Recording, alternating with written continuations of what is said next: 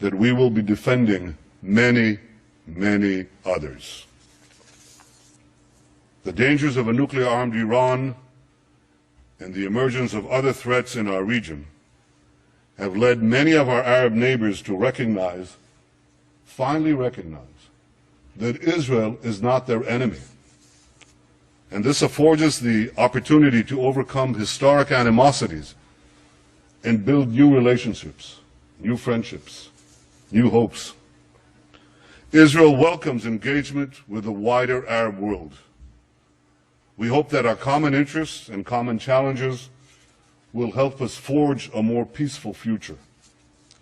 And Israel continues to seek an historic compromise with our Palestinian neighbors, one that ends our conflict once and for all.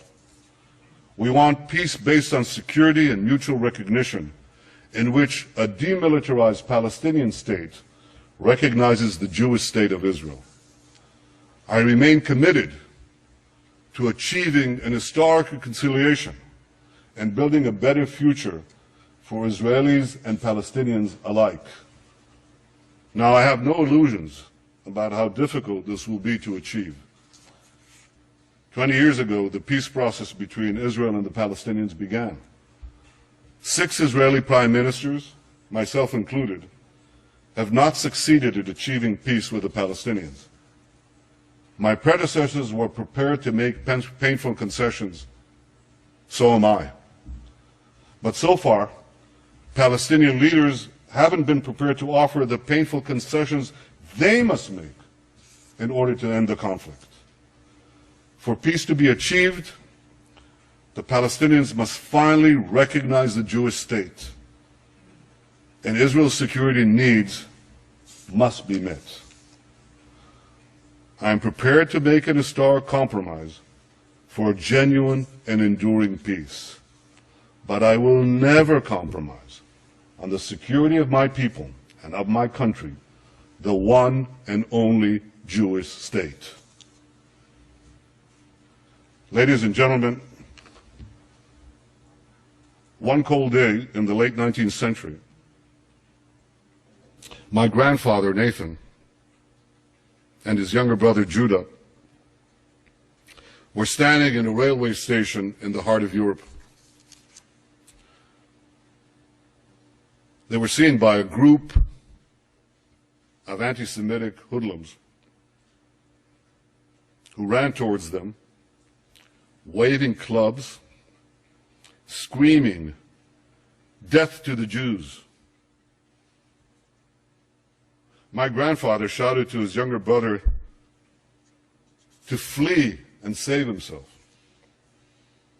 And he then stood alone against the raging mob to slow it down.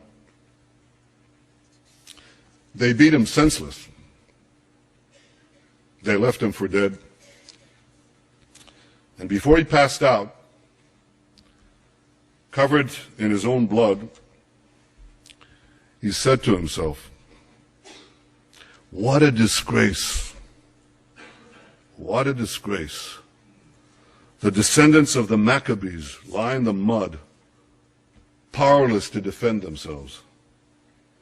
He promised himself then that if he lived, he would take his family to the Jewish homeland and help build a future for the Jewish people.